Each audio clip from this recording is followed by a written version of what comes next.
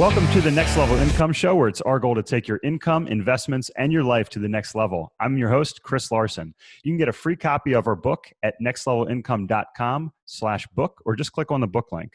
Today's show is sponsored by Money Insights and their Investment Optimizer strategy. In my book, I share how I use this strategy to invest my money in two places at one time.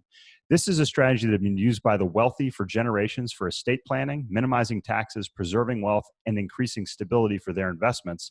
And now they can help you develop a plan to build an emergency fund, pay for college, fund a business, plan for retirement, and even optimize your investments. You can find out more information at nextlevelincome.com/banking.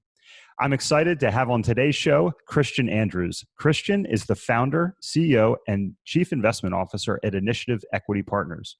Bringing his vast experience in business leadership and his expertise in the real estate industry, it stems from countless transactions investing in distressed promissory notes, wraparound mortgages, traditional fix and flips, and commercial partnership acquisitions.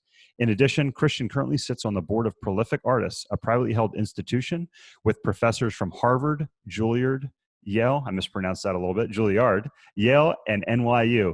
Cristhian, welcome to the show today. Thank you for having me, Chris. It's a pleasure. Absolutely, man. I really enjoyed, our first conversation, hearing your diverse background. I don't know, a lot of people probably don't know, even a lot of my good friends. My mother was a music teacher, and she went to Shenandoah Conservatory. So it's really cool to have somebody with kind of an artistic background that is crossed over and blended their experience in the business world. So for our audience, maybe you could share kind of where you started and how you ended up where you are today. Thank you for having me. So the beautiful thing is music is some way, specifically music theory, is connected to a very analytical side of the brain of thinking. And when you bridge that together to modeling, pro formas, discounted cash flows, and then you add anything that can go wrong, just like music and exploring possibilities in a theoretical point.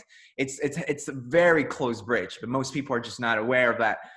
And so it's the same part of the brain. I feel it's the same strength. And so that kind of just obviously way back then, that kind of just inspired me to take the next step of not being a broke musician, but in New York City. But it's been a pleasure to actually have music as the background film, which we're currently pursuing right now. And so it's very close. It's a closed world in terms of the analytical perspective, and sort of almost the relationships are similar in terms of the fundamentals of relationships. So nothing's really different. It's just the end result that you hear. That's the only difference to me. That's how it seems. Yeah, no, it's interesting. And if you look at kind of, I was a musician. I grew up playing string instruments, played the bass until I was in high school, and I kind of transitioned over into cycling. And I always thought it was interesting because you have the structure of music. We composed. I'd go to music camp over the summers and we composed things.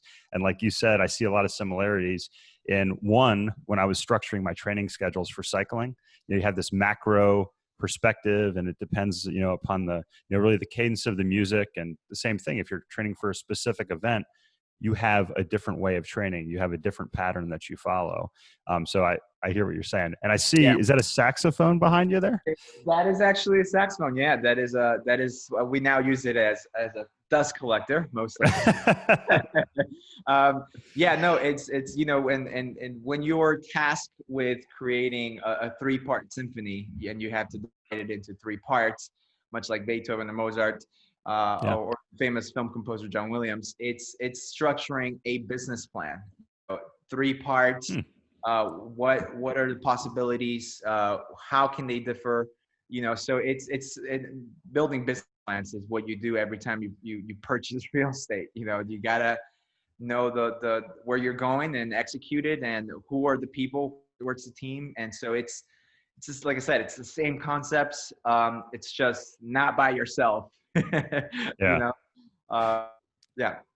So before we touch on what you're doing today and kind of what you've been doing in the real estate world, Chris, talk about the transition. So tell me about, did you study music specifically and then move into business, or when did that transition occur, and what kind of sparked that?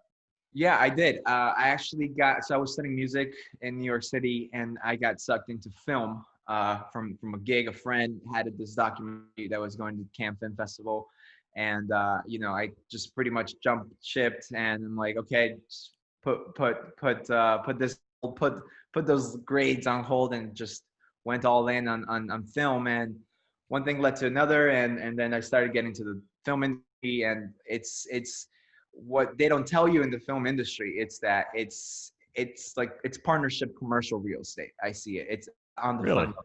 It's you can't fund a $20 million picture by yourself. It's a partnership thing.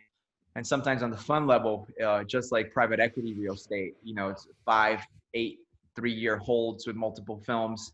The same exact measures, IRR, XIRR, distribution. So it's the same thing. But in order to get into that world, obviously, it's a closed club. No one's going to let you in unless you really have a solid foundation of relationships. And so, I got a little bit of the producing side, directing side, and really the business side, and understand that. And that's when I actually came into contact with, equity splits and all that good stuff, and syndicated deals, and then pretty much, it's you need to diversify your income.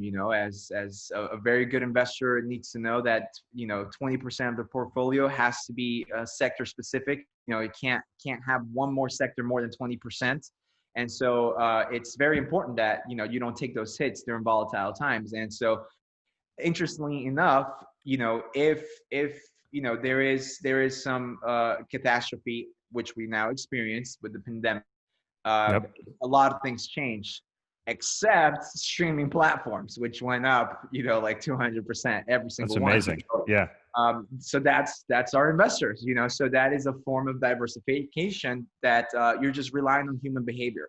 You want to be at a spot where human behavior will do the obvious. Sometimes humans are obvious. It's like people are just going to be at home, and sit and watch. So it's good to just have, like I said, not more than 20, and not rely just on one thing. And so I think film investors that just invest in film and real estate, commercial fund managers or syndicators that just invest in that one thing, personally, like I said, Joe Biden passing rent control could really destroy a lot of personal portfolios. And so I think that's where diversification of really solid things of human behavior that won't get touched, as Warren Buffett says, is there a moat around it?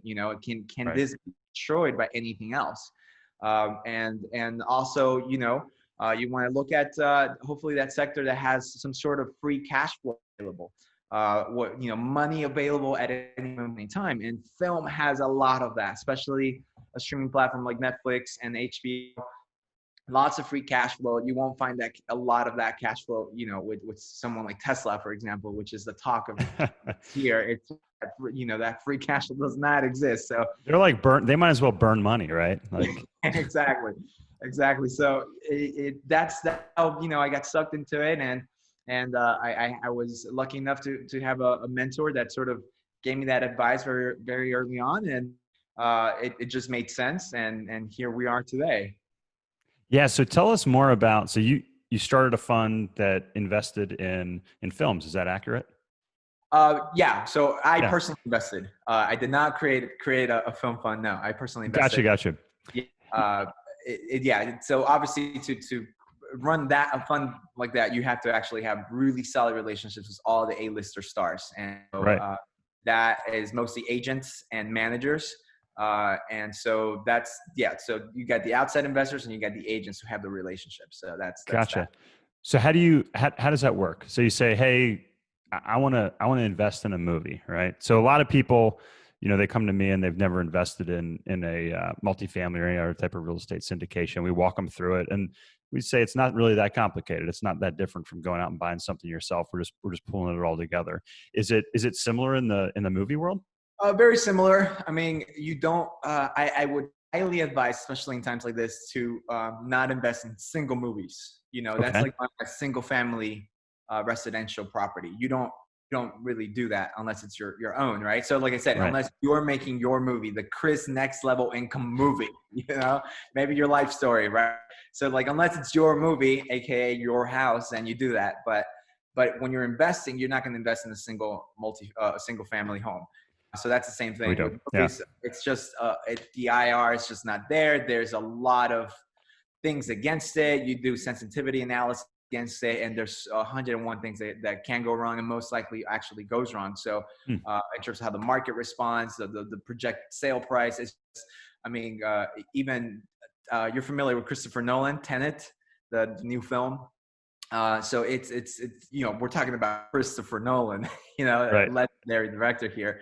And so again, the market just responds in different volatile times like this, kind of Yeah. what's be a $1 billion picture, and it's not looking that way right now at the moment. So that's why I personally am against investing in one. So you actually want a group of assets, much like you don't invest in one unit, you buy 200 units at a time. Yeah. It And so, decreases risk. and, Exactly. and so those 200 units have power, because even though they may be $110,000 a door, which a $110,000 house is not the best house, but $110,000 unit, combined with the 200 other ones, it's power. You got leverage. Property values go up because it's producing income. So it's the same thing with the film. You got 15 or 20 films. They have lots of potential to really instigate this FOMO, what you would call fear of missing out, from the Right. actual acquisition companies. So Netflix, HBO, Apple TV, Walmart Plus, Paramount Plus, all these streaming platforms, Hulu, just fighting for one another because they want that group of units, right? And so that's pretty much that. Like I said, it's only relationship driven.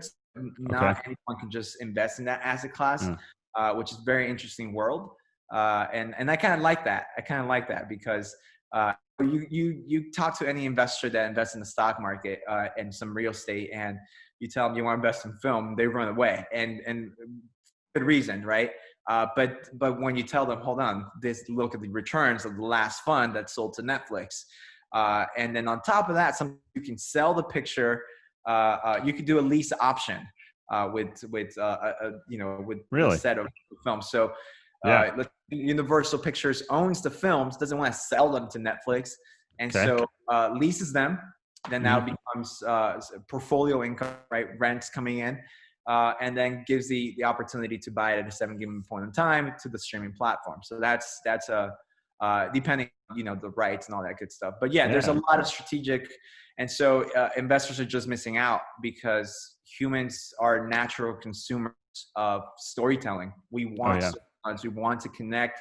We are driven by people's stories that are connected to us, that have experienced the same suffering as us, that have experienced the Yeah. same probably lack of father, lack of finances, this, lack of that, that. And sometimes when we want to escape and we don't want to go the drama route, we'll obviously put on a Hangover Part 2 or a comedy just to escape a Yeah. little bit. What if I did that? What if I went to Vegas? Yeah, I think it's a great investment when invested right, when invested in the right packages, the right films, the right people, the right fund manager as well. And like real estate, who's the sponsor? Who's Right. sponsoring this thing? What are the returns? What have you done? And also obviously there, aside from actual monetary compensation, there's also a lot of other compensation with being involved in more benefits. So Right. those benefits are always great for relationships and other good stuff. And so it doesn't just stop at the monetary Yeah. sector. Yeah. No, I tell people what we do in the real estate business. It's kind of like the Warren Buffett strategy. It's not sexy, just like Warren Buffett's not sexy, but movies are sexy, right? So, any movies that you've been an investor in that we would know of, Chris? Yeah, just a handful of them. I mean, right now we just invested in this new fund. Lots of Leo, DiCaprio picture, Brad Pitt Yeah. picture. Wow. So it's been great. I don't know what. Obviously, it's a 5-year hold, so we're gonna see Gotcha. what the returns are. Like I said, we're to a new world right now, the AI Yeah. world. AI is growing and growing by day. So Right. as things get automated, obviously that has a little bit of an effect in the streaming world. But yeah, we'll see what happens with this one. And yeah, I'm excited. We are also, investing in personal films, try to sell that into a fund as well. And so it really just depends where we are at that time. But I really, the reason that's why we started the new fund, the luxury fund, Yeah. it's because it's in and out, and we're seeing a mass migration of about 3,000 people moving to Florida from New Jersey, Connecticut, New Hampshire, Yeah. New York. All this wealth just leaving states because of tax policies, most weather. Of course, no one wants that 6 degrees Christmas. It's too cold, too Yeah. cold. But all this mass migration is really just pumping up those Florida numbers. And so at this time, we're just focusing on that until, maybe we'll see 24 months in where things stand, and so that's the reason we're like, we jumped out of the curve. And we a partner of mine, we saw back in February, we started seeing the numbers when COVID really kind of started, not so much in the US, but it started already. And we are just looking at any back door, trying to see if there's any layoffs that were happening. And so it's we were okay. Layoffs will start next week, and boom, next week they all started. And so right there and there, we're like, okay, multifamily. I don't know about this, and so that's when we on board with the luxury fund. Yeah, and that's our goal. That's our big mission at Next Level Income is financial education first. We have a initiative with a local group here in Asheville to help educate, really younger underprivileged people that I think are the ones that are affected the most by this sort of thing. So let's flip to the other end of the spectrum. And this is a pattern that I've seen happening. People moving from, high tax, high cost urban areas like New York City, like San Francisco, to lower cost, higher quality of living areas like the Southeast. Florida is a great example. So you're looking to capture some of this value and this opportunity that you see, Chris, with your new luxury fund. I love the name. So what do you guys, what's the model? Like, what are you targeting? I spent quite a bit of time in Florida, in South Florida specifically. I know we talked about that. I'd love to hear what you guys have going on down there. Absolutely. Yeah. So one of the aspects that's most important to investors is obviously that the time value of money.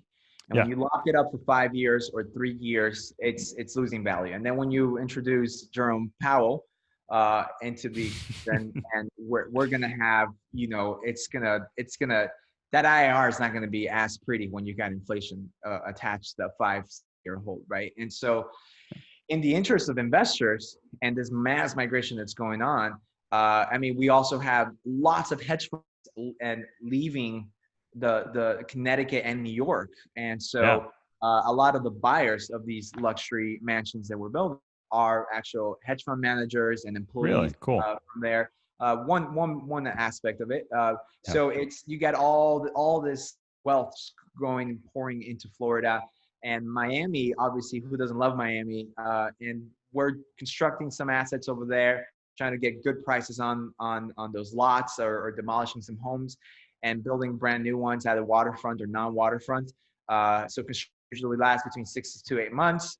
And then depending on the actual design, it may sell in that 8th month we finish, or it may just in 6 months. But we actually don't want to sell before 12 months. We want long-term capital gains. Okay. Yeah. So short term, we're just going to get hit with short term, right? Yeah. So we want our investors to take advantage of any bonus depreciation we can get on new itemized items in the property.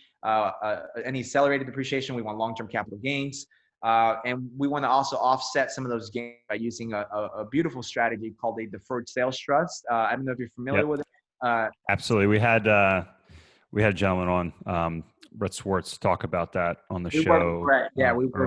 Fantastic body of knowledge Brett has. So if anybody's interested in that, take a listen to that podcast there. Definitely go to Brett Swartz website and just go talk to him. So knowledgeable, such a cool guy.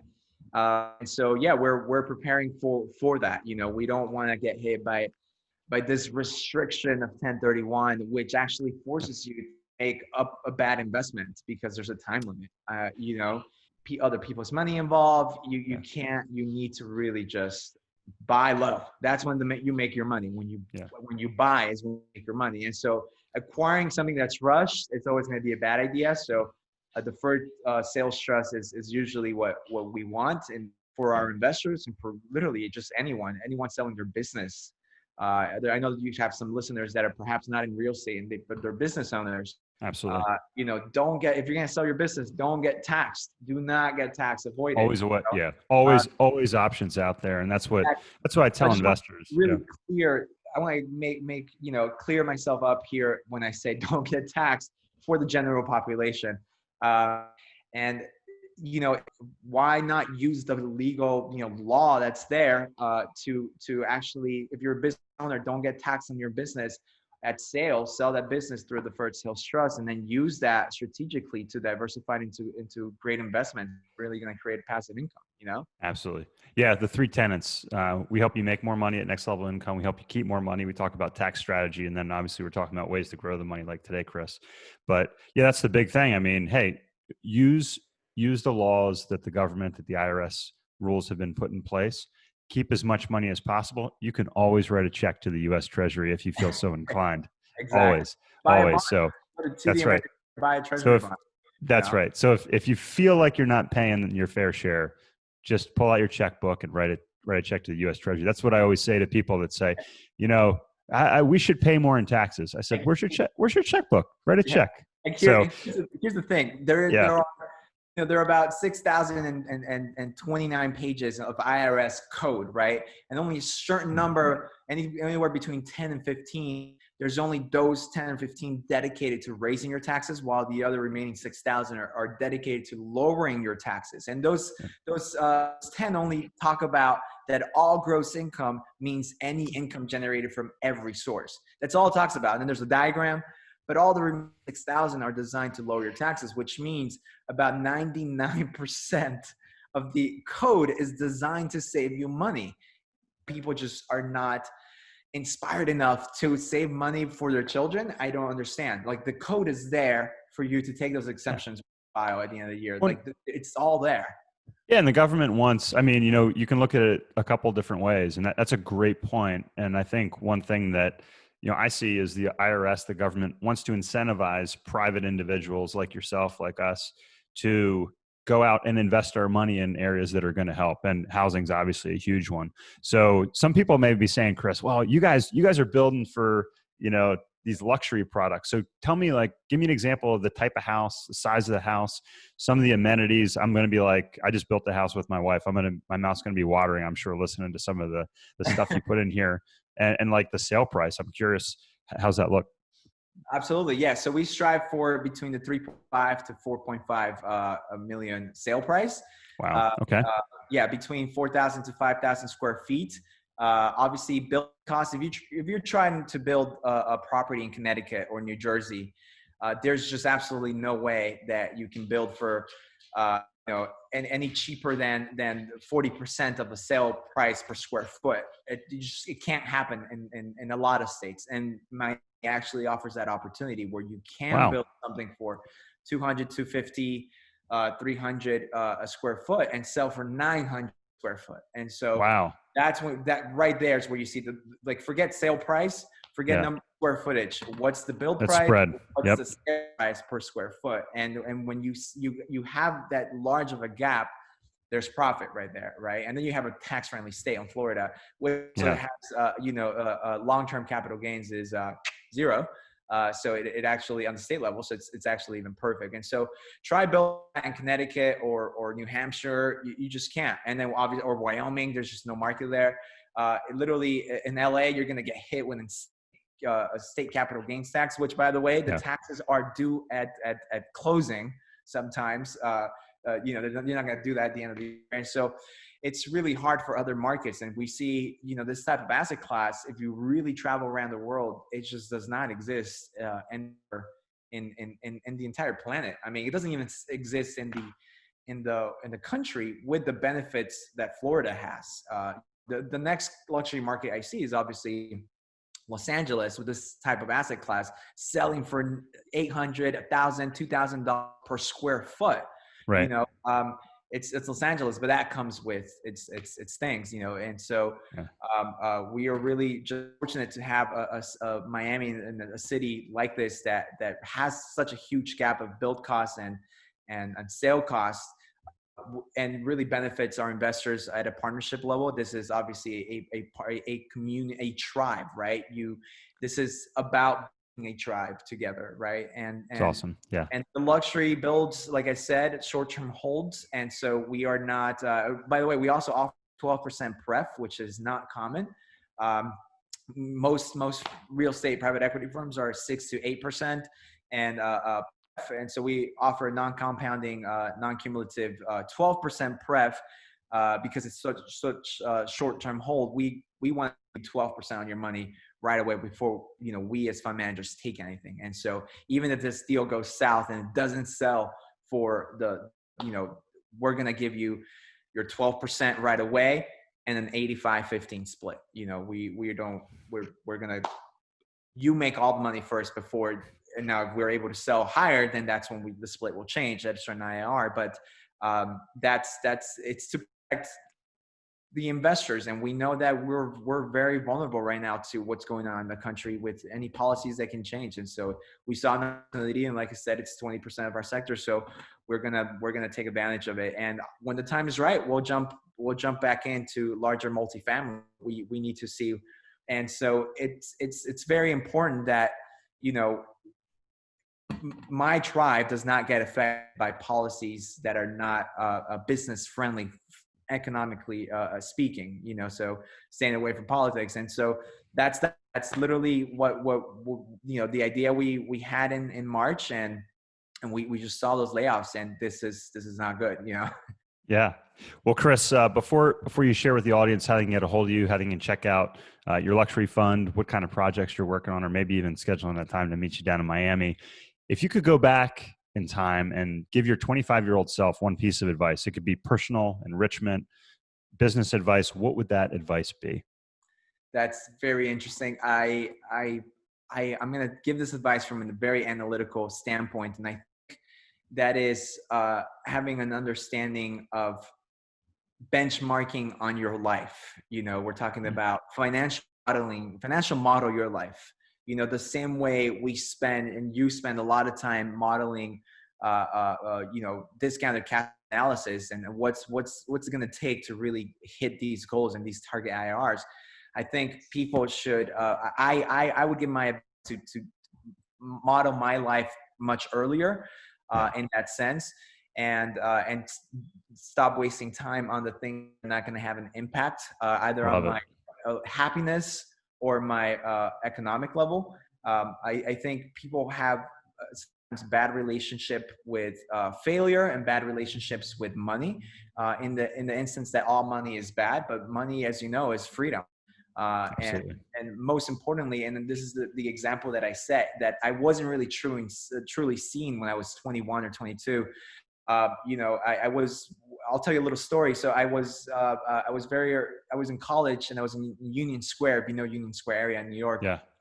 And I was on a bike, just biking around the area. And there was a girl right in front of me.